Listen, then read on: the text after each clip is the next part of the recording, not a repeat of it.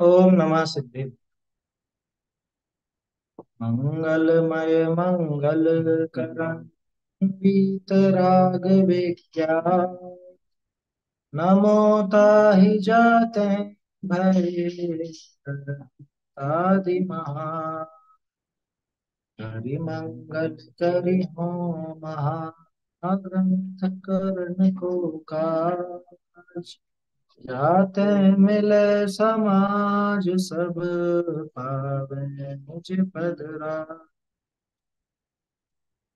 इस भव इस भव इस भव के सब दुख के कारण मिथ्या भाव। इनकी सत्ता नाश करे प्रगटे मोक्ष उपाय।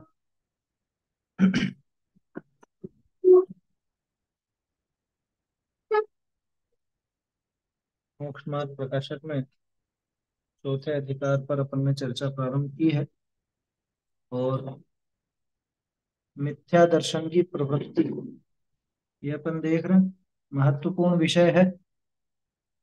क्योंकि मिथ्या दर्शन की प्रवृत्ति पता चले तो मिथ्या दर्शन के नाश का उपाय कर सकते। अगर मिथ्या दर्शन की प्रवृत्ति है ना, प्रवृत्ति का अर्थ क्या होता है वैसे? प्रवृत्ति का अर्थ आदत होता है ना। प्रवृत्ति सामान्य तौर पर आदत को कहा जाता है। इसकी ऐसी खोटी प्रवृत्ति है, माने इसकी ऐसी खोटी आदत है। तो मिथ्या दर्शन की जो प्रवृत्ति है वो भी असल में जीव की एक ऐसी आदत, क्या कि इस वस्तु के संबंध में जीव की क्या आदत है, इस वस्तु के संबंध में जीव कैसी श्रद्धा करता है, क्या इसकी आदत पड़ी। ये पद्धति नहीं है, ये प्रवृत्ति है। प्रवृत्ति माने वो आदत, खोटी आदत। हालांकि हेडिंग टोडरमल जी ने नहीं दी, लेकिन वो सटीक है हेडिंग। क्योंकि लाइन तो यही लिखी, मिथ्या दर्शन की प्रवृत्ति कैसे पाई जाती है ना? कैसी आदत पाई जाती है इसकी, किस तरह से प्रवृत्त होता है, किस तरह से मिथ्या दर्शन चलता है ना? कैसे ये मिथ्यात्व की भावना विकसित होती जाती है, फलती फूलती है ना? वो सब इसमें गर्भित हो जाता है। तो वो प्रवृत्ति जानना जरूरी है। और कल अपन ने प्रारंभ किया था जीव अजीव तत्व संबंधी अयथार्थ श्रद्धा, जिसमें शुरुआत में तो ये बात अपन ने देखी कि अनादिकाल से जीव है। और मतलब जीव अनादिकाल से कर्म के संबंध से तरह तरह की दशाएं धारण करता है, अनेक पर्याय धारण करता है। अब पर्यायों का तो क्रम लगातार ऐसा बदलता रहता है कि कभी कोई पर्याय और फिर उसके बाद कोई दूसरी पर्याय। एक पर्याय छोड़ी, दूसरी पर्याय ग्रहण की, न धारण की, है ना। पिछली पर्याय छूटती है, नई नई पर्यायों का धारण होता है, ये निरंतर चलता रहता है। वहां तक समस्या नहीं। और उसमें भी एक विशेष बात, यहाँ अपन हर कोई पर्याय की तो बात कर नहीं रहे, असमान जाति द्रव्य पर्याय की बात कर रहे हैं। माने जिसको अपन एक भव बोलते हैं, उस पर्याय को कह रहे हैं, है ना। एक एक भव, तो एक एक भव कैसा कि उसमें एक तो आप आत्मा, है ना, एक तो स्वयं आत्मा, और दूसरा अनंत पुद्गल परमाणुमय शरीर। इन दोनों की ऐसी एक बंधान रूप अवस्था है ना। ये दोनों मिलकर के एक साथ हैं। यहां तक दिक्कत नहीं थी, लेकिन अब गड़बड़ी चालू होती। अब उस पर्याय में, उस पूरी पर्याय में, जबकि दो पार्टियां हैं, एक तो अनंत पुद्गल परमाणुमय शरीर, एक पार्टी हो, दूसरी पार्टी एक आप आत्मा, ज्ञान दर्शन आत्मा। लेकिन ये इन दोनों को मिलकर के ऐसा शब्दान करता है कि ये मैं हूं। कौन हूं मैं? ये मैं हूं, ये जो दिखाई देता है ये मैं। ये पूरा ही, हाँ ये पूरा मैं ही हूँ, और कौन है? माने उसमें उस शरीर को भी इसने, शरीर को ही वास्तव में तो खुद को शरीर ही माना, शरीर ही मान लिया स्वयं को। आत्मा तो मानता ही नहीं, वो आत्मा पने की तो बात ही नहीं वहां। आत्मा का जो स्वरूप है वो नहीं देखता वहां। क्या कहा? जीव को उस पर्याय में ये मैं हूं ऐसी अहम बुद्धि होती, तथा स्वयं जीव है, उसका स्वभाव तो ज्ञानाधिक है।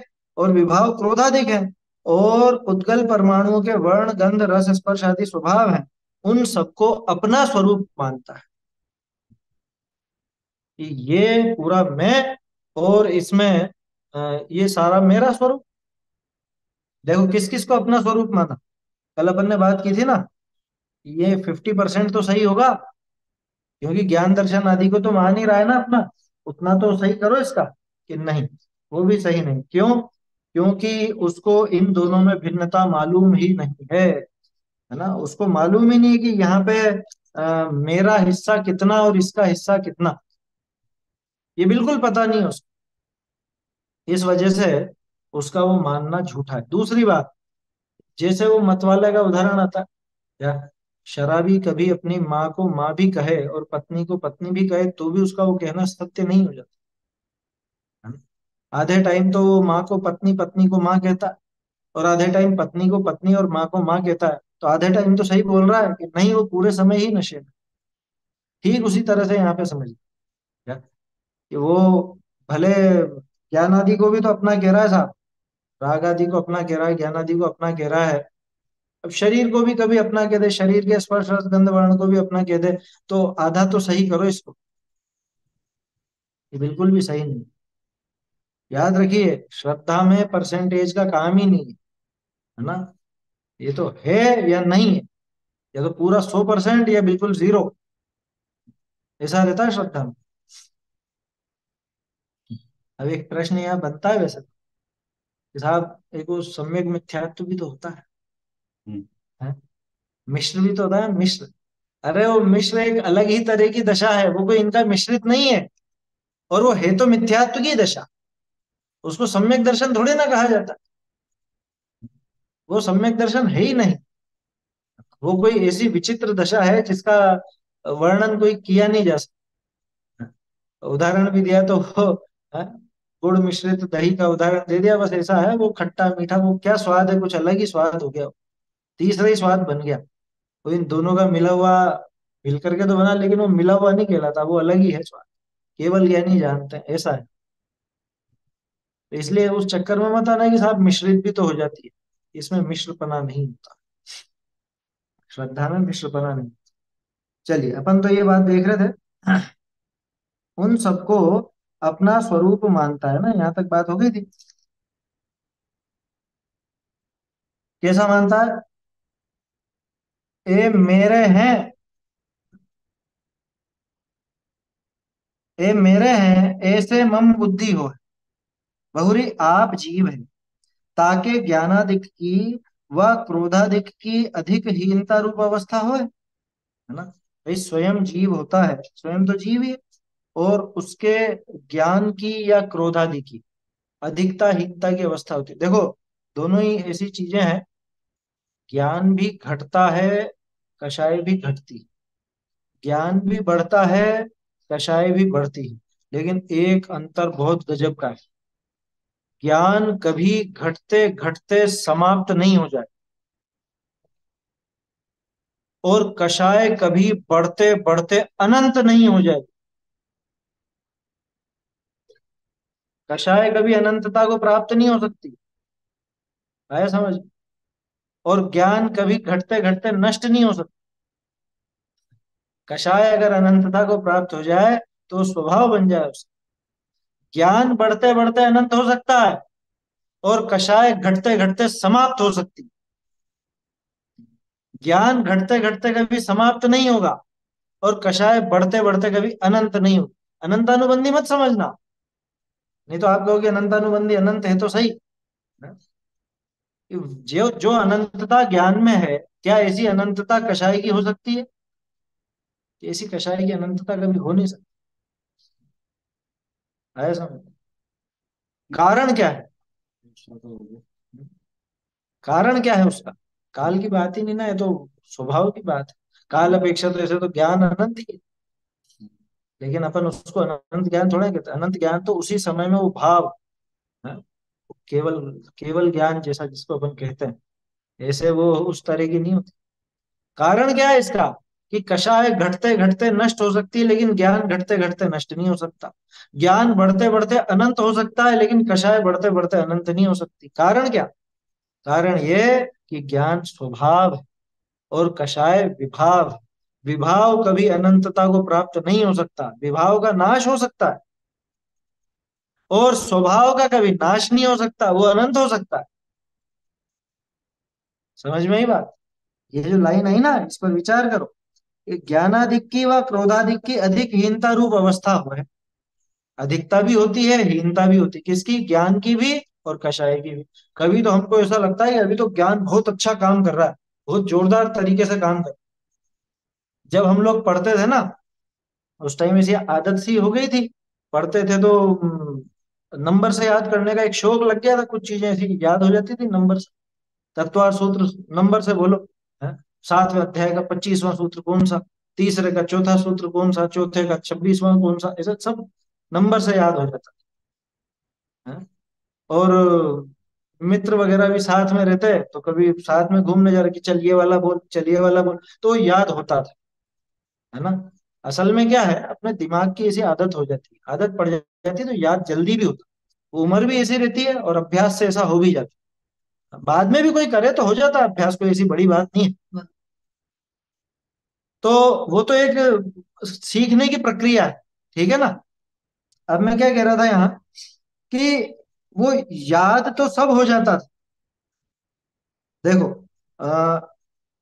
ज्ञानाधिक की या क्रोधाधिक की अधिक हीनता, तो ज्ञान तो ऐसा बढ़ता जाए, ज्ञान तो खूब बढ़ता जाए।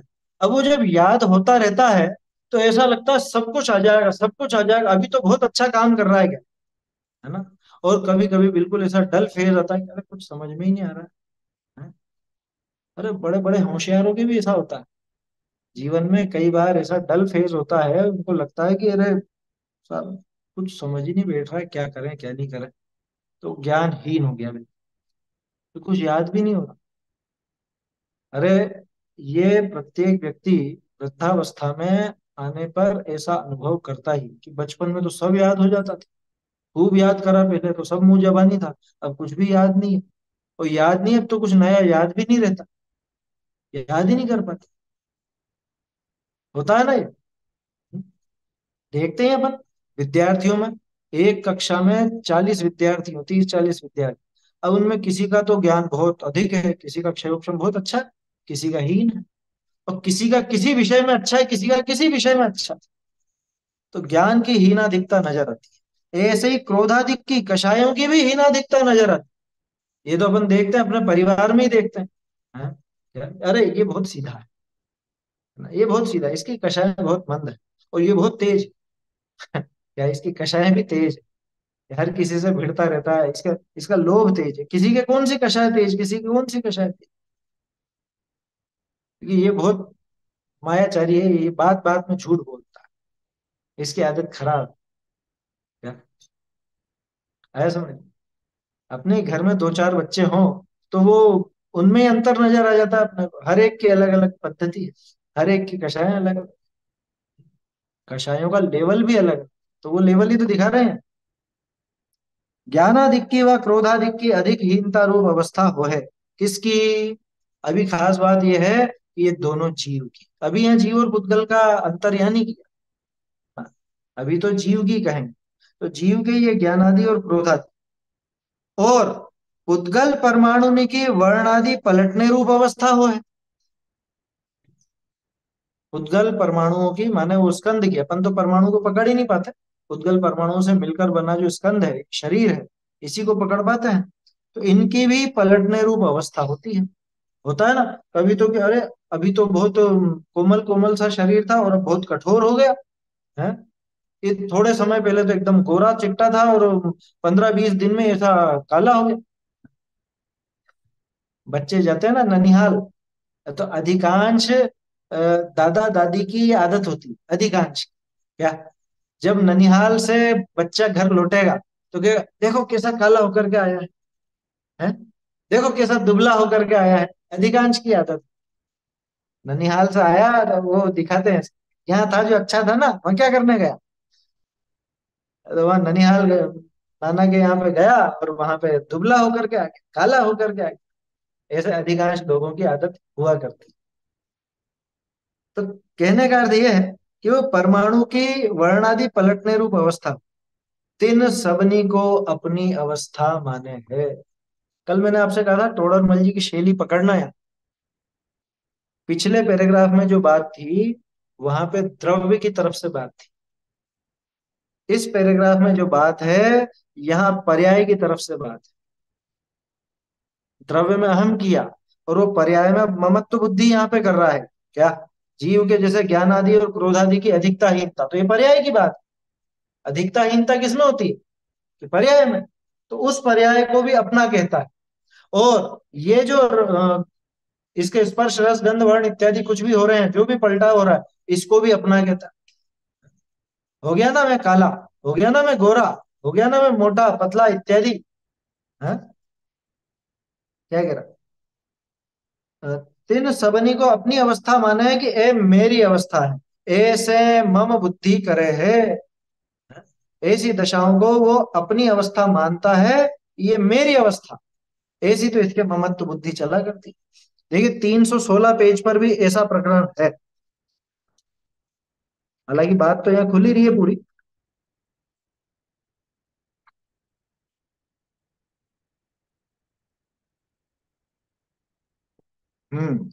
ये जो पर्याय में अपनत्व किया ना, देखिए दूसरा पैराग्राफ ही, जैसे किसी को ज्ञान दर्शन आदि व वर्ण आदि का तो श्रद्धान हो, जानपना है, श्वेतपना इत्यादि प्रतीति, परंतु ज्ञान दर्शन आत्मा का स्वभाव है। मैं आत्मा हूं तथा वर्णादि पुद्गल का स्वभाव है, पुद्गल मुझसे भिन्न अलग पदार्थ है, ऐसा पदार्थ का श्रद्धान न हो तो भाव का श्रद्धान कार्य नहीं। वहां पे बात यूं है, द्रव्य का श्रद्धान और भाव का श्रद्धान, यानी द्रव्य के स्वभाव का श्रद्धान। तो द्रव्य की तरफ से भी देखा जाएगा श्रद्धान में और पर्याय की तरफ से भी देखा जाएगा। देखा जाएगा मतलब कि भाई इनमें से क्या मेरा और क्या मेरा नहीं। है ना, वहां थोड़ी सी बारीक है बात, वहां आगे आएगा प्रकरण हो। तो आत्मा का श्रद्धान किया लेकिन आत्मा के स्वरूप का श्रद्धान नहीं किया। वहां तो ऐसी बात है। और यहाँ पे क्या किया? कि यहाँ पे तो आत्मा की जो जो दशाएं हो रही हैं उनको भी अपना मानता है ना। और शरीर की जो जो दशाएं हो रही है उनको भी अपना मानता है। इसका क्या मतलब निकला? इसका मतलब ये निकला कि न तो इसने आत्मा को जाना, ना आत्मा की पर्यायों को सही से जाना। 38 पेज तो पूरा ही। हाँ 38 पे तो पहले कल देखा ही था ना अपन। 47 पे है, 46 पे का? 38 और 46 पर भी है।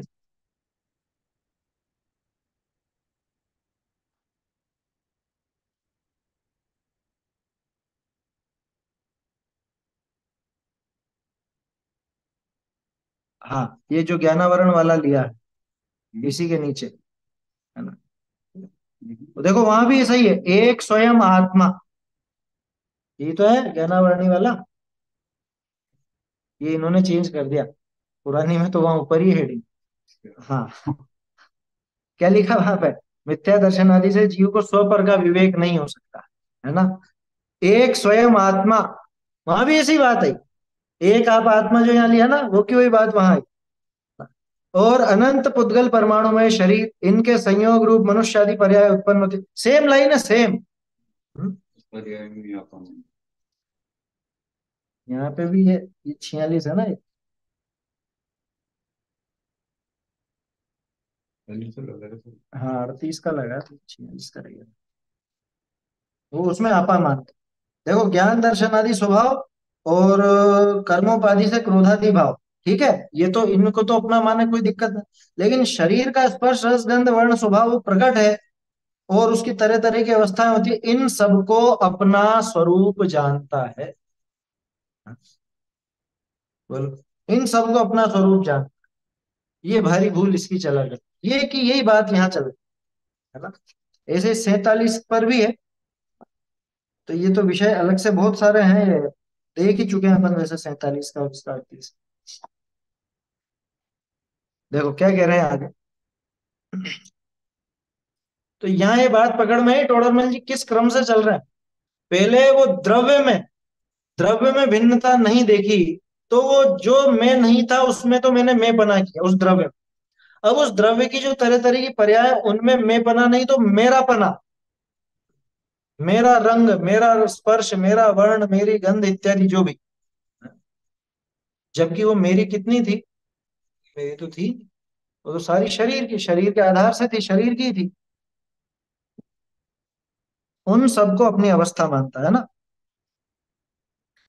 बहुरी, अब देखो, दोनों की अलग अलग हो गई, उनमें अपनत्व तो करता।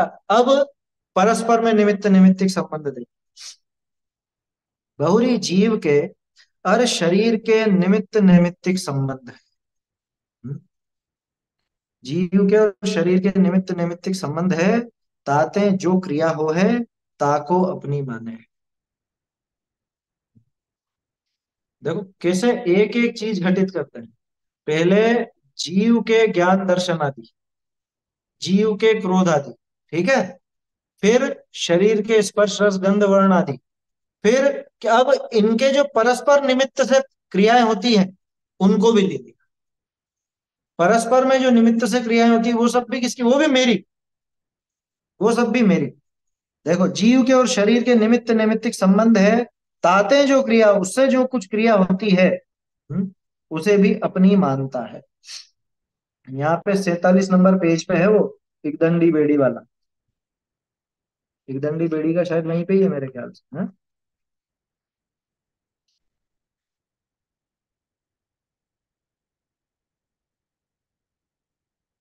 नहीं, इकदंडी बेड़ी का नहीं है। अच्छा वो है, वो तो हाँ ऊपर ही ऊपर। मैंने नृत्य देखा, राग सुना, फूल सूंघे, हाँ? ये सब। हाँ ये 46 से चालू है और 47 पे भी चलता है। ऐसे ही आगे एक दंडी बेड़ी वाला आएगा, वो शायद 291 पे है।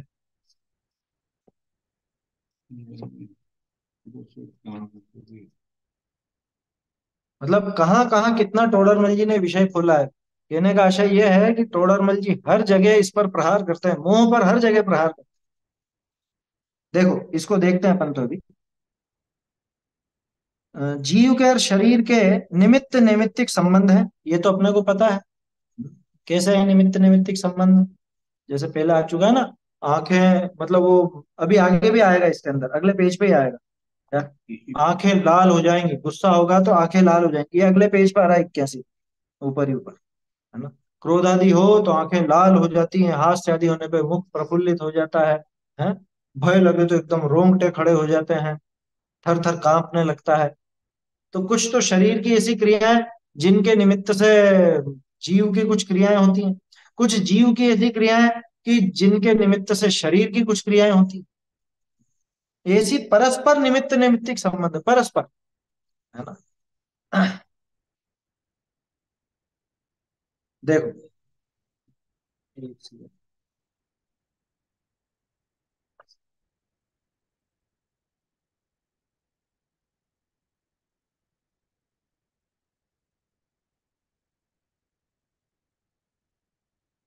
हम्म, क्या कह रहे हैं यहाँ पे? परस्पर निमित्त निमित्तिक संबंध है। ताते जो क्रिया हो है, उससे जो कुछ भी क्रिया होती, ताको अपनी माने। मतलब इस जीव की कितनी भयंकर अनीति है कि खुद का जो कुछ हो रहा है, ज्ञान, कषाय, राग द्वेष आदि, उनका तो, उनको तो खुद का मानना ही मान। शरीर में जो कुछ हो रहा है वो भी मेरा, ठीक है ना। और कि जीव के निमित्त से शरीर की जो क्रिया हो रही है वो भी मेरी, और शरीर के निमित्त से जीव की जो कुछ भी क्रिया हो रही है वो भी मेरी। सब पे अपना आधिपत्य जमाना चाहता है, हर चीज हर क्रिया को अपनी मानता है, हर उस पर्याय को अपना स्वीकार करता है। ताते जो क्रिया हो ताको अपनी माने। अपना दर्शन ज्ञान स्वभाव है, ताकि प्रवृत्ति को निमित्त मात्र शरीर का अंग रूप, शरीर का अंग रूप स्पर्शन आदि द्रव्य इंद्रिय, यह तिनको एक मानी ऐसे माने है। जो हस्तादि स्पर्शन करी मैं स्पर्शा, जीव करी चाब्या, नासिका करी सूंघ्या, नेत्र करी देखा, काननी करी सुन्या, ऐसे माने।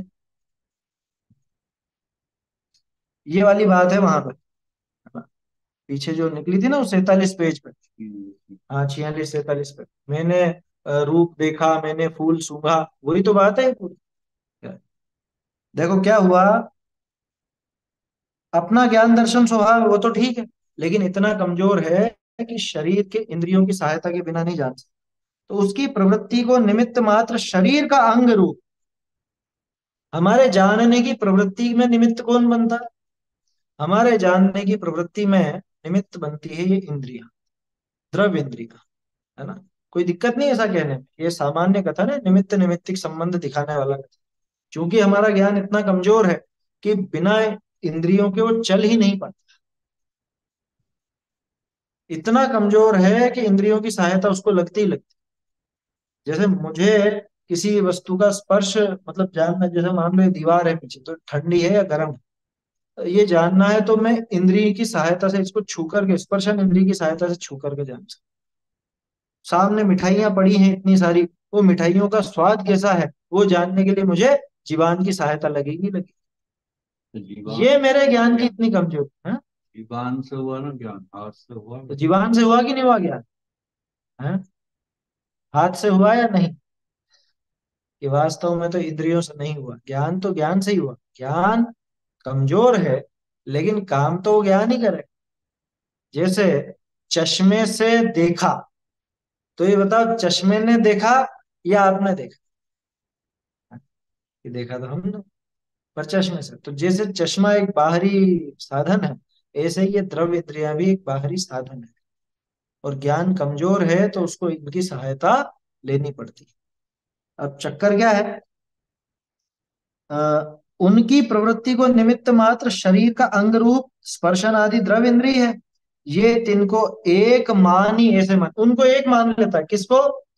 ये इंद्रिय से ही तो ज्ञान है, ये मान लेता है वो।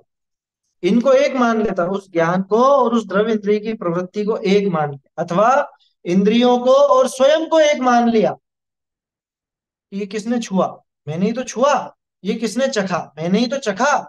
है, मैंने मेरी आंखों से देखा, मैंने मेरे कानों से ही सुना, मैंने ही सुना। है? मैंने ही सूंघा, मैंने ही देखा, मैंने ही छुआ, मैंने ही जो कुछ भी किया। तो वो इंद्रियों की प्रवृत्ति को स्वयं की प्रवृत्ति समझ लेता है। ऐसी पद्धति इसकी हो जाती है। ताकि प्रवृत्ति को निमित्त मात्र शरीर का अंग रूप स्पर्शन आदि द्रव्य इंद्रिय है, ये तिनको एक मानी ऐसे माने है, जो हस्तादि स्पर्शन करी में स्पर्शा, हाथ इत्यादि जो कुछ भी स्पर्शन है, पैर भी स्पर्शन ही है, पूरा शरीर स्पर्शन है। किस जगह स्पर्श नहीं होता बताओ? ये जो दूसरी इंद्रिया है ना, इनमें भी स्पर्शन इंद्रिय तो व्याप्त है। जैसे जीवान, जीवान क्या सिर्फ चखने का काम करती है? जीवान पे कुछ चुभता नहीं है क्या? गरम गरम जीवान को महसूस नहीं होता क्या? है? तो जीवान को भी महसूस होता है, गरम गरम इसको भी महसूस होता है। मान लो कोई सो रहा हो और अब वो कान पे मच्छर काटे जोर से उसके, है? तो कान पे वो उसकी चुभन होगी या नहीं, स्पर्श होगा या नहीं हो? कि नहीं साहब, कान कर्ण इंद्रिय तो अंदर है। अच्छा चलो अंदर की बात करो, कोई नुकीली चीज अंदर घुस जाए, जहां सुनाई देता है वो ड्रम क्या बोलते हैं उसको, है ना, तो वो वहां तक भी अगर वो नुकीली चीज पहुंचती है तो वो नुकीली का जो स्पर्श है, कठोर स्पर्श है, वो उस कर्ण इंद्रिय से पता चल रहा है या नहीं? तो स्पर्शन तो सारी इंद्रियों में व्याप्त है। अब यहाँ तो बात क्या चल रही है, मैं ऐसा समझता हूँ हस्त आदि स्पर्शन से तो मैंने स्पर्श किया, जीभ से मैंने चखा, है, नाक से सूंघा, नेत्रों से देखा, काननी करी सुना, ऐसे माने। तो क्या ये सच्चाई नहीं है क्या? तो भैया तूने जाना ये बात तो सही, लेकिन उस इंद्रिय से नहीं। ये इसमें वास्तविकता समझने की है कि अभी आप ही तो कह रहे थे इंद्रियों की सहायता से जानता है। इंद्रिय उसमें सहायक होती है, निमित्त मात्र होती है, इंद्रिया जानती नहीं है। और इंद्रियां तेरी है नहीं कि ये मैं हूं और इससे मैं जानता हूं, ऐसा बिल्कुल भी नहीं। लकड़ी से चलता है। अभी जैसे चश्मे का उदाहरण देखा अपन, ऐसे ही लकड़ी का भी। यार बोलो लकड़ी से चलता है कोई चीज? लकड़ी से चलता है या नहीं ये बता। कह रहे लकड़ी लाओ, हम लकड़ी के बिना नहीं चल सकते। तो माने तुम लकड़ी से चलते हो? कि लकड़ी से चलता नहीं, अरे लकड़ी खुद नहीं चलती, वो क्या चलाएगी? और लकड़ी से वो जीव भी नहीं चलता। जीव चलता है स्वयं की शक्ति से, और जब चलता है तो उसके चलने में सहायक वो लकड़ी कहलाती है। आया समझ? लेकिन ऐसा अगर चाकर लकड़ी पकड़ा दे तो भी नहीं चले। हाँ, अगर लकड़ी से चलता हो या लकड़ी चलाती हो तो मुर्दे को चला देगा ना। या मुर्दा छोड़ो, ये तो जिंदा ही पलंग पे पड़ा हुआ है, बिल्कुल शक्तिहीन होकर के चला देगा। हाँ? नहीं चला सकता। तो लकड़ी चलाती नहीं, है ना। ऐसे ही और चीजें समझ लेना। या वो जो अ, रस का है, स्वाद लेने का या गंध का, ये काम है किसका? कि वास्तव में तो ज्ञान ही ये सारा काम करता है। और जिस समय वैसा ज्ञान होता है, उस समय निमित्त नैमित्तिक संबंध दिखाने के लिए ये कहा गया कि उस समय वहां पे वो इंद्रिय भी मौजूद है ना, वो उसमें सहायक होती है। देखो क्या कहा, ऐसा मानता है मनोवर्गणा रूप आठ आठ पाखुड़ी का फूल या कमल के आकार, हृदय स्थान विषय द्रव्य मन है, दृष्टिगम्य नहीं ऐसा है, सो शरीर का अंग है। देखो, ये द्रव्य मन की बात कहाँ है? द्रव्य मन यहाँ पे देखिए, स्थिति भी बता दी। पहले तो कैसा है? आठ पंखुड़ी के फूले हुए कमल के समान। आठ पंखुड़ी का फूल कमल हो ना, ये चार ऊपर चार नीचे इस तरह का, ऐसे फूले हुए कमल के समान अष्टदल कमल कहा जाता है जिसको। हाँ, धर्म द्रव्य की परिभाषा बिल्कुल वैसी है। सहकारी, चलता तो जीव खुद ही है, चलता तो पुद्गल खुद ही है।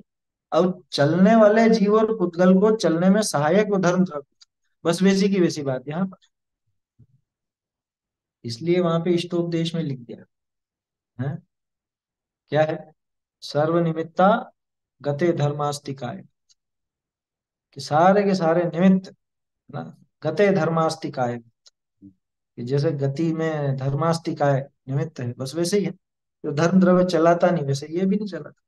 देखो क्या कह रहे हैं, द्रव्य मन का, ये अभी तो द्रव्य इंद्रिय की बात किया था, क्योंकि द्रव्य इंद्रियों को भी अपना मान बैठा, अब द्रव्य मन को भी अपना मान बैठे। अब यहाँ पे भी देखो, देखना टोडरमल जी की शैली कैसे चल रहे हैं। पहले द्रव्य को पकड़ा, फिर उनकी पर्यायों को पकड़ा, उसके बाद परस्पर निमित्त नैमित्तिक संबंध जिनमें होता है, ऐसे द्रव्य इंद्रियां और द्रव्य मन, इनको पकड़ेंगे। फिर मन के बाद नंबर आएगा वचन का, फिर काय का, ये लाइन से चल रहा है। दिखा आपको छोटे छोटे पैराग्राफ, शैली देखो आप टोडरमल जी। कैसा है द्रव्य मन? आठ पाखुड़ी का फूल या कमल के आकार, हृदय स्थान विषय।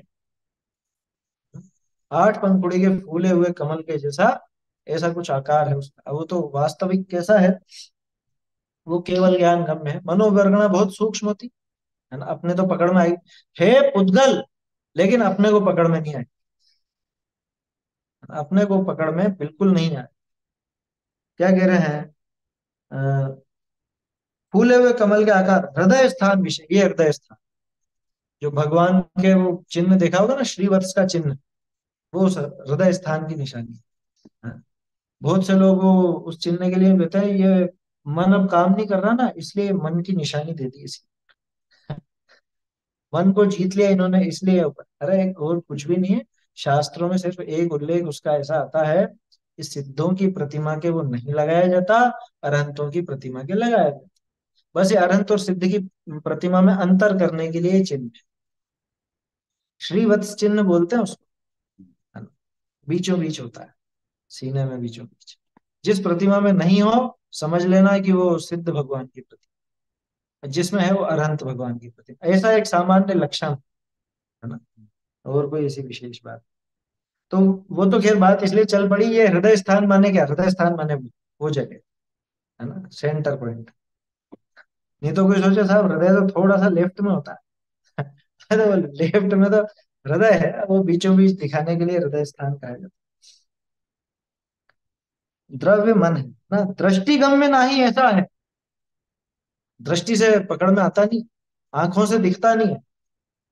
किसी का वो बाईपास सर्जरी हो, क्या हार्ट को खोल देते हैं ना, उसमें पूरा पूरा सीना फाड़ करके, और उसमें जो कुछ भी होता है, वो सारा होता है, तो किसी को मिला क्या आज तक? वैज्ञानिक निकाल लेंगे कि पुद्गल का है तो निकल जाना चाहिए ना, पुद्गल का तो है, लेकिन वो मनोवर्गणा से बना। वो ऐसी आहार वर्गणा नहीं है जिसपे आपके चाकू कैंची और सुइयां वगैरह वो सब काम कर रही, तो वो नहीं होंगे उसके आप, मतलब वो उसको बाधित नहीं करेंगे, भले आर पार हो जाए। हाँ? मनोवर्गणा बिल्कुल अलग ही चीज।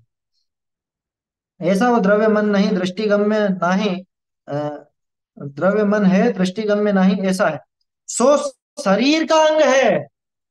क्या बहुत से सोचेंगे कि शरीर से अलग होगा, शरीर का ही अंग है। अब देखो कैसी विचित्र बात है, इस पूरे शरीर में सब कुछ बना है आहार वर्गणा का, है ना, और अकेला वो मन बना हुआ है मनोवर्गणा। ये नहीं, इसी शरीर में एक और चीज, भाषा वर्गणा, है ना, इस शरीर के सहारे ही है वो, तो भाषा वर्गणा भी इस शरीर के सहारे निकलती। तो इसलिए ऐसा मत समझना कि सब आहार वर्गणा का ही काम है सारा का सारा। तीनों वर्गणा यहाँ काम कर रही है, आहार वर्गणा, भाषा वर्गणा, मनोवर्गणा। और जितना शरीर जहाँ पूरा मौजूद है, वहीं कार्बन वर्गना भी तो पड़ी हुई है। हालांकि कार्बन शरीर को इस शरीर का अंग नहीं कहा जाता, लेकिन भाषा को और मन को तो इस शरीर का अंग कहते हैं, सो शरीर का अंग है। ताका निमित्त भय, देखो अभी तो अपन ने द्रव इंद्रियों का निमित्त देखा था, स्पर्शन इंद्रिय के निमित्त से स्पर्श कर रहा था, रसना इंद्रिय के निमित्त से रस का स्वाद ले रहा था, घ्राण इंद्रिय के निमित्त से सूंघ रहा था, है ना। ऐसे ही ये जो द्रव्य मन है, इस द्रव्य मन के निमित्त से निमित्त भय स्मरण आदि रूप, स्मरण आदि स्मरण आदि रूप ज्ञान की प्रवृत्ति हो।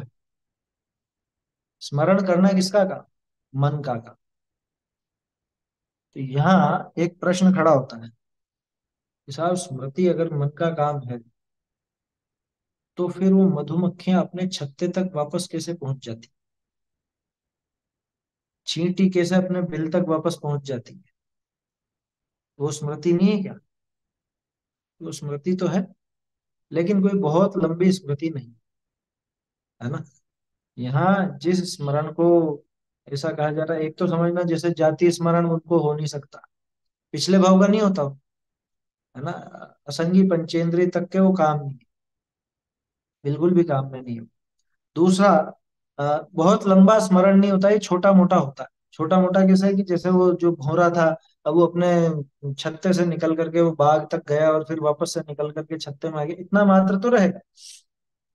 ऐसा छोटा सा तो रहेगा, थोड़ा थोड़ा, है ना, बहुत कम, यूं समझना।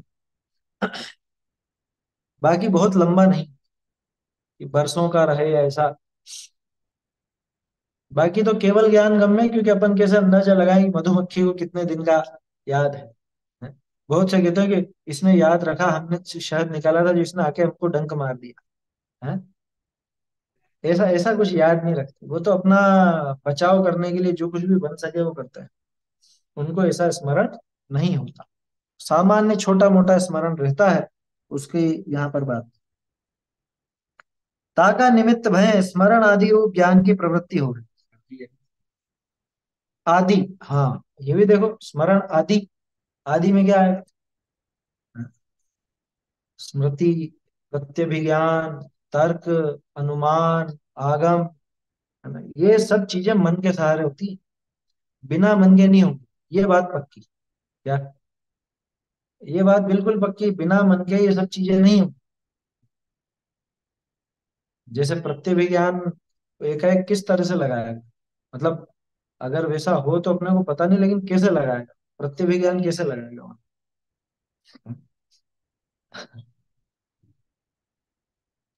तो मन से वो विशेषता आती है, मन से ये विशेषता मिलती है, इसमें और चीजें भी लगा सकते हैं। वैसे प्रत्यभिज्ञान अपने आप में बहुत विस्तृत है, आगम ज्ञान तो बिना मन के हो ही नहीं सकता। और बाकी तो फिर भी अपन कुछ संभावनाएं उसमें टटोले, क्योंकि जैसे मति, स्मृति, संज्ञा, चित्ता, अभिनिबोध, ये सब जो नाम थे, ये प्रत्यभिज्ञान तर्क अनुमान के ही नाम थे। और अभी अपन घटित करने को अ, अनुमान भी घटित कर सकते हैं, चींटी वगैरह के इनके अनुमान घटित कर सकते हैं, लेकिन वो वैसा नहीं है जिससे आत्म कल्याण हो सके। और सबसे खास चीज, मन की विशेषता आगम। आगम ज्ञान तो मन के बिना हो ही नहीं सकता, ये तो पक्का नियम मानना। स्मृति, प्रत्यभिज्ञान, तर्क और अनुमान कदाचित अपन छोटा मोटा लगा लो वहां, कदाचित, वो भी परफेक्ट नहीं लगेगा, है ना। अनुमान की क्यों कह रहा हूं मैं? जैसे चींटियां बारिश आने के पहले ही बिल छोड़ने लग जाती है, तो कुछ ना कुछ उनको अनुमान है ना, वैसा अनुमान तो लगा ना उनको, है। और वो गर्मी कहाँ है कहाँ नहीं है, उस हिसाब से उनका आवागमन होने लग जाता है। ये सब दिखता है अपने को। पेड़ की जड़ें वो बढ़ती है ना, वो पानी की तरफ ही बढ़ती है। ये किसी अजीब बात है। बहुत से पौधे अपने आप ही जिस तरफ पानी है उस तरफ जाएंगे, जबकि कोई मन वन नहीं है, मन नहीं है। सोचो, इंद्रियां भी सीमित हैं, लेकिन उतने मात्र में वो मति ज्ञान के सहारे काम चलाए। खैर, अभी अपने को वो बात नहीं करनी, अपने को तो ये करना है मन का काम क्या। तो मन का काम स्मरण आदि, ये मनुष्यों की मुख्यता से ये बात लिखी। और यहाँ जो अपने कल्याण में सहायक हो ऐसे स्मरण आदि लेना, क्योंकि सामान्य से कोई लेना देना है नहीं यहाँ। छोटा मोटा स्मरण, छोटा मोटा प्रतिविज्ञान, ये यहाँ पे कुछ कार्य करने वाला नहीं है। श्रुतम अनिंद्रिय से, बिल्कुल सही बात है। वो जो श्रुतम अनिंद्रिय से लिखा है कि श्रुत ज्ञान अनिंद्रिय का विषय, वो कौन सा श्रुत ज्ञान है? जो एक इंद्रिय को भी है वो। चींटियों को भी श्रुत ज्ञान होता है कि नहीं होता? क्योंकि मति श्रुत ज्ञान तो सभी जीवों के है। जिसके मति श्रुत नहीं है उसके तो केवल ज्ञान होगा क्या? जिनके मति श्रुत नहीं है उसके तो केवल ज्ञान होगा। जिनके केवल ज्ञान होगा उसी के मति श्रुत नहीं होगा। ये नियम है ना। कि ऐसा अद्भुत नियम कैसे निकाला, कह रहे सीधा सा है वो तो। ये मति श्रुत ज्ञान का नाश ही तब होता है जब केवल ज्ञान सामने आए। केवल ज्ञान नहीं हो तब तक मति श्रुत ज्ञान बना ही रहता है। ये तो फिर ये श्रुतम अनिंद्रिय का क्या हो, है? कि श्रुत ज्ञान अनिंद्रिय का विषय, कि श्रुत ज्ञान यहाँ पे आगम, आगम ज्ञान, है ना। आगम ज्ञान, भाव श्रुत ज्ञान उसको जो अपन कहते हैं, भाव श्रुत ज्ञान असल में आत्मज्ञान को कहते हैं। तो वो आत्मज्ञान की अकेली बात नहीं है। आत्मज्ञान तो हो या नहीं हो, लेकिन ये जो आगम ज्ञान है ये भी मन के बिना नहीं हो। आगम ज्ञान बिना मन वाले को नहीं हो सकता, है समझ में? भले पांच इंद्रिय हो, नहीं होता। दो से चार इंद्रिय तक के मन नहीं होता। असंगी है ना सारे के साथ, मन नहीं होता। देखो, अ, ताका निमित्त में क्या होता है मन से? स्मरण आदि रूप ज्ञान की प्रवृत्ति हो। देखो, ये भी ज्ञान की प्रवृत्ति, वहां पर शायद ज्ञान की प्रवृत्ति थी इंद्रिय, है। और ये स्मरण आदि रूप ज्ञान प्रवृत्ति, ये भी ज्ञान ही। ये द्रव्य मन को और ज्ञान को एक मानी, ऐसे माने है कि मैं मन करी जानिया। हम्म, ये बहुत बड़ी भारी बात है ये। भारी क्यों? ये मन तो ज्ञान ही है ना साहब। कि मन ज्ञान नहीं है, चक्कर ये कि जैसे ये इंद्रियां ज्ञान नहीं है, ऐसे वो मन भी ज्ञान नहीं। हाँ, पंचेंद्रिय असंगी तिर्यंच को भी नहीं होगा, सही बात है। नहीं होगा उसको, ना आगम ज्ञान होगा, ना उसको, मतलब जिसको अपन भाव श्रुत ज्ञान कहते हैं, तो वो आगम ज्ञान भी नहीं होगा और आत्मज्ञान भी नहीं। तो मन से ही होता है फिर तो। ये मन से नहीं होता, होता ज्ञान से है, लेकिन मन उसमें सहायक होता है। ऐसा समझना चाहिए। जैसे वो स्पर्श आदि का जो ज्ञान है तो वो ज्ञान ही, तो होता तो ज्ञान से ही है, लेकिन स्पर्शन इंद्रिय की सहायता से होता है। ठीक है, ऐसा यहाँ समझना चाहिए। अब ये गड़बड़ क्या है कि इसने जैसी इंद्रियों के संबंध में गड़बड़ की, वैसी यहाँ की। इंद्रियों से मैं जानता हूं तो वो इंद्रियां मैं ही हूं, मेरी हैं। ऐसे ही यहाँ पे क्या करा इसने, ज्ञान को और मन को एक मान लिया, जबकि मन तो बिल्कुल वैसी चीज थी जैसी इंद्रियां। इंद्रियां बस आहार वर्गणा की बनी थी, और ये जो मन है ये मनोवर्गणा का बना था, इतना मात्र अंतर था। लेकिन इसने मन और ज्ञान को एक मान लिया, और ऐसा मानता है कि मैं मन करी जान्या, मैंने मन से जाना। मतलब सोचो तो सही, अपन तो खूब प्रयोग करते हैं, मैंने मन से जान लिया। हाँ? मैंने मन से जाना ये भूल है, कि मैंने मन से नहीं जाना। अपन तो खूब प्रयोग करते हैं, मैंने आंखों से देखा, मैंने कानों से सुना, है, मैंने जीभान से चखा, मैंने खुद ने चख के देखा। बोलो। तो ये प्रयोग हमारा झूठा, कि कहने के लिए तो झूठा नहीं, लेकिन मानने के लिए पूरा झूठा। क्यों? क्योंकि न तो मैंने इंद्रियों से जाना, न मैंने मन से जाना, मैंने तो जाना अपने ज्ञान से। ये एक कर लिया ना, एकत्व तो दिखा रहे ना, एकत्व और ममत्व। क्या, कैसे एक पना करता है ये? मैं मन करी जाना बहुरी। अ, अच्छा, अब तो आगे तो वचन की बात आ रही है, आगे वचन पे लगाएगा, अभी मन पर थी। पढ़ लेते हैं इसका तो हो जाएगा ये अपना। बहुरी, अपने बोलने की इच्छा हो है, तब अपने प्रदेशनी को जैसे बोलना बने तैसे हलावे। बोलने की इच्छा होती है ना, तो वैसे ही जीवान को भी हिलाते हैं अपन अंदर ही अंदर। अच्छा, अपने को पता नहीं चलता कि अपन सोच रहे हैं और वैसे ही हिल भी रहा है, मतलब अपन सोच करके हिला रहे हैं, ऐसा सोचते नहीं अपन। लेकिन वास्तव में वो ज्ञान इतनी तेजी से चल रहा है कि जैसे जैसे विकल्प होते जा रहे हैं, वैसी मेरी हिलाने की कोशिश भी चल रही है ना। ये जीवान को हिलाना, होठों को हिलाना, चेहरे को ऊपर नीचे करना, जो कुछ भी हो रहा है, तो ये सब हिलाने की इधर इच्छा भी हो रही है और ये हिलाने का प्रयास भी कर रहा है ना। और योग से, हम्म, तब एक क्षेत्र अवगाह संबंध तय, शरीर के अंग भी हिले। हाँ, शरीर के अंग भी हिले, कैसे हिले? गला भी हिला, मतलब जो कुछ भी यहाँ पे हलन चलन होना है वो हुआ। दांत हिले, होंठ हिले, जीवान हिली, ये सब चीजें हुई। योग से तो मैं बोल रहा, योग से का मतलब वो ऐसा एक क्षेत्र होगा संबंध, ऐसा बैठा, ऐसा योग बैठ गया कि ये इसके तो इच्छा हुई और बाहर में ऐसा बनाव बन गया। ध्यान रखना, लेकिन ये हमेशा नहीं बनेगा। बहुत कोशिश करेगा, बोलने की बहुत कोशिश करेगा, लेकिन एक शब्द नहीं निकलेगा। हैं? अरे, अपन भक्तामर की कक्षा में देखते तो हैं, शुद्ध बोलने की सब कोशिश करते हैं, लेकिन वो जीवान वहां पर अटक जाती है, तो वहां गड़बड़ हो जाती है बोल। और अभी हुआ ना, शुरू में अपन मंगलाचरण बोलते बोलते वहां अटक गए, तो दो शब्द पे अटक गए, दो बार अटक गए। ये क्या हुआ? है? ये जीवान क्यों अटकी? ये भूल गए क्या? ये भूले भूले वो अटक गए, जीवान ही अटक गई वहां। क्या करोगे? बोलने की इच्छा वो तो जीव का काम है। इधर जीवान का हिलना वो जीव का काम नहीं। और मैंने भ्रम से क्या माना? मैं जीवान से बोला, मैं बहुत अच्छा बोलता हूँ, मेरी आवाज बहुत अच्छी है? क्या, फटा बांस भी हो ना, तो भी खुद को ऐसा समझता है मैं बहुत अच्छा गाता हूं। समझ में आ रही है बात? भ्रम में मत रहना भैया। ना तो सुरीली आवाज तेरी, और ना ही फटी आवाज। क्यों? क्योंकि आवाज तो काम ही पुद्गल का है, भाषा वर्गणा का। आवाज माने तो भाषा है ना, तो भाषा वर्गणा, वो पुद्गल का काम है पूरा का पूरा। और ये मूर्ख की तरह सोचता है कि हम बहुत अच्छा बोलते हैं। अच्छा देखो, आवाज में फेर भी होता है, फेर पड़ता है। कई बार कहते हैं ना कि नहीं साहब, आवाज अपने हिसाब से चलती है।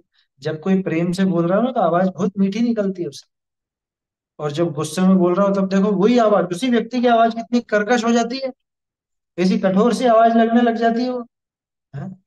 गला में खराब होगा तो हाँ, गला खराब हो रहा है, वो तो पुद्गल की क्रिया हो गई पूरी। अपन तो यहाँ पे तो सामने वाला तर्क ये दे रहा है कि साहब अपन बोलते हैं जैसे ही तो आवाज निकलती है। तो काम तो निकल। उसको ये समझाया जाएगा फिर कि भैया तेरे हिसाब से नहीं निकलती। गला खराब हो तब तू कितना ही मीठा बोल ले, बहुत मीठी मीठी बात बोल, तो भी तेरा आवाज अगर खराब है तो फिर तो खराब ही लगेगी। हैं? अब बहुत से ऐसे होते हैं बेचारे, उनके वो ऐसे ही दुस्वर नाम कर्म का उदय होता है, तो वो भले बहुत प्रेम से भी बोले तो भी आवाज ऐसी लगेगी बिल्कुल कठोर से। किसी की तो ऐसी लगती है कि जैसे लड़ ही रहे हैं। अरे लड़ रहे हैं क्या ये? ऐसा लगता है कि उनकी आवाज सुनकर। जबकि वो तो हंसी की बात बोल रहे हैं, कुछ भी कर रहे हो, लेकिन उनको ऐसा लगेगा कि ये तो लड़ रहे हैं। देखो, तब एक क्षेत्र होगा संबंधते हैं, शरीर के अंग भी हले, ताके निमित्त थे भाषा वर्गणा रूप उद्गल वचन रूप परिणम है। क्या? देखो, गजब का काम हुआ। जीव की इच्छा, इधर आहार वर्गणा का हलन चलन, और इधर भाषा वर्गणा का उस रूप परिणाम। ये तो तीन अलग अलग चीजें हो गई है। जीव की इच्छा, उसके निमित्त से इन, यहाँ जो कुछ भी है शरीर के अवयव जो भी हैं, अपना गला है, होंठ है, जीभान है या दांत है, ये सब चीजें, नाक है, ये सब आवाज निकालने के साधन, ये आहार वर्गणा, उसके निमित्त से इनका परिणमन अगर होना हो तो, जरूरी नहीं हो जाए, अगर होना हो तो उसके निमित्त से वैसा परिणमन हो। और उसके निमित्त से वो जो आवाज निकल रही भाषा वर्ण है, वो भाषा वर्गणा का वैसा परिणमन है। बोलिए।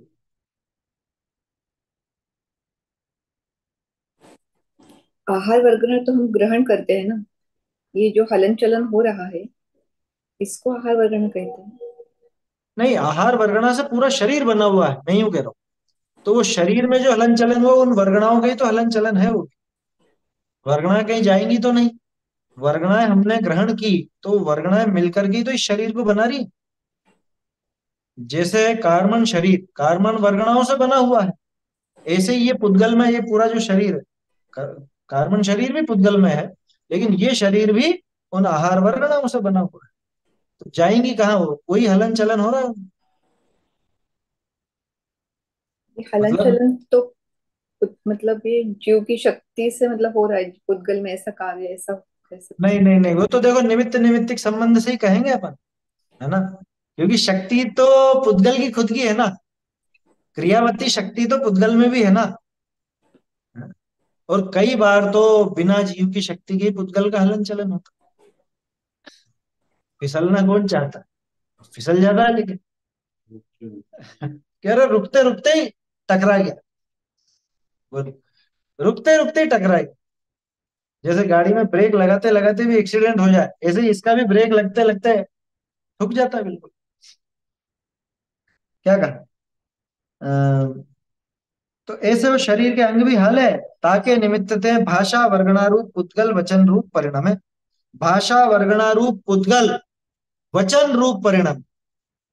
क्या, जैसे कार्मण वर्गणा रूप पुद्गल कर्म रूप परिणमित होते हैं, ऐसे भाषा वर्गणा रूप पुद्गल वचन रूप शब्द रूप परिणमित होते हैं। समझ में ही बात, ऐसे लेना। ये सब सबको एक मानी ऐसे माने, जो मैं बोलो हूं, सबको एक मान करके उन सबकी क्रिया। अब इतनी सारी क्रिया हुई है, इधर तो जीव की इच्छा हुई, इधर ये शरीर जो कि आहार वर्गणा से बना हुआ, इसमें हलन चलन हुआ, इधर ये भाषा वर्गणा निकली, वो उसकी जो भी आवाज बनी वो, तो ऐसे तीन स्तर पर ये काम हुआ। और ये क्या सोचता है, ये सब मैं, ये सब मेरा। मेरा तो फिर अच्छा ही है, मेरा खराब कैसे हो सकता है ना। अब मेरा है ना, मेरी आवाज है, तो फिर खराब कैसे कहूंगा, मेरी आवाज तो बहुत अच्छी है। अच्छा, कोई इसको झूठे ही अगर ऐसा कह भी दो, अरे आप बहुत अच्छा गाते हो, आप बहुत अच्छा अच्छा बोलते हो, है? फिर देखो, फिर तो ये वास्तव में सोचने लगता है कि हाँ मेरी आवाज भी अच्छी है, मैं भी बढ़िया गा लेता हूँ, मैं भी बढ़िया बोल लेता हूँ, जो कुछ भी है। अरे, ये इसकी ऐसी झूठी ममत्व की भाव। 31 और 251, 251 है ना। ये इस पैराग्राफ को 31 पेज पर और 291 पेज पर आप देख सकते हैं। 31 पेज पर देखो, ये गलत। हाँ एक ही लाइन रहेगी उस ऊपर। अच्छा, कविता की ये जो नित्य निगोद इतर निगोद दिखा ना, इससे ऊपर वाला पैराग्राफ, इस शरीर के अंगभूत द्रव्य इंद्रिय और मन, उनकी सहायता से जीव के जान पाने की प्रवृत्ति होती है, ये बात निकल गई पिछले पैराग्राफ। तथा शरीर की अवस्था के अनुसार मोह के उदय से जीव सुखी दुखी होता है, ये तो अलग। तथा कभी तो जीव की इच्छा के अनुसार शरीर प्रवर्तता है, कभी शरीर की अवस्था के अनुसार जीव प्रवर्तता है। कभी जीव अन्यथा इच्छा रूप प्रवर्तता है, और पुद्गल अन्यथा अवस्था रूप प्रवर्तता है। क्या, और घमंड इसको कब होता है, जब इसकी इच्छा के अनुरूप वो शरीर का प्रवर्तन हो। और ये घबरा कब जाता है, जब इसकी इच्छा तो जाने कैसी हुई थी, और वो शरीर की क्रिया जाने कैसी हुई, है ना। ये परस्पर का निमित्त निमित्तिक संबंध दिखाया। ये नहीं, आत्म परिणाम में बाह्य प्रवर्तन मुक्ति में ठीक हाँ नहीं। हाँ, ये है ना इसमें, आत्म परिणामों के और बाह्य प्रवृत्ति के निमित्त निमित्तिक संबंध है, ऐसा उसका कारण भी वहां दिया है।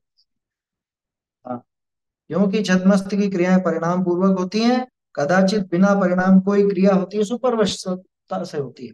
वो वही होती है जहाँ पे दोनों का परिणाम बिल्कुल न्यारा न्यारा हो, और उससे सिद्ध होता है कि स्वतंत्र है परिणाम, क्या एक दूसरे के अनुरूप होती हो तब भी स्वतंत्र ही परिणमन है, निमित्त का और नैमित्तिक का दोनों का, है ना।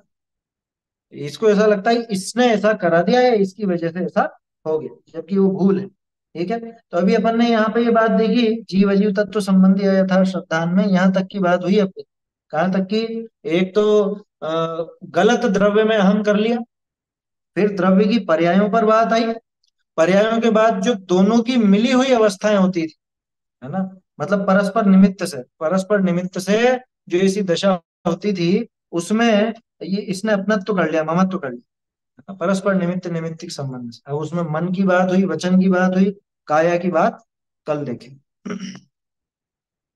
चैतन्य का स्मरण प्रतिक्षण ही करो रे, भव के अनंत दुख को क्षण में हरो रे, अक्षय अनंत निज सौख्य निधान पाओ, गाओ रे इसी के गीत गाओ, निज निधि निज में बताई यह अनंत उपकार, के लिए जिनवाणी माँ को वंदना शत बार।